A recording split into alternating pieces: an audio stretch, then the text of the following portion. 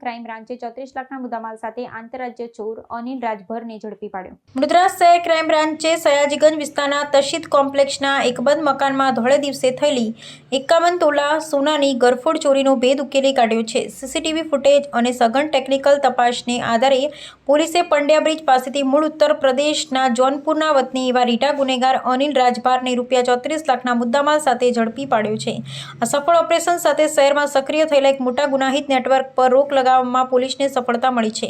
પોલીસની પ્રાથમિક તપાસમાં સામે આવ્યું છે કે ઝડપાયેલો આરોપી છેલ્લા 22 વર્ષથી વર્ષ 2004થી માત્ર દિવસના સમયે બંધ મકાનોને જ નિશાન બનાવી ચોરીઓ કરતો હતો। આ આંતરરાજ્ય ચોર મુંબઈ, કર્ણાટક અને વડોદરા જેવા શહેરોમાં અગાઉ કુલ 26 જેટલા ગંભીર ગુનાઓમાં સંડોવાયેલો હોવાનું ખુલ્યું છે। ગુનાહિત પ્રવૃત્તિને અંજામ આપતી વખતે પોતાની ઓળખ છુપાવવા માટે તે સતત ટોપી અને માસ્ક પહેરતો હતો તેમજ પોલીસની નજરથી બચવા માટે ટ્રેન તથા ઓટો રિક્ષા જેવા જાહેર પરિવહનનો જ ચતુરાઈપૂર્વક ઉપયોગ કરતો હતો।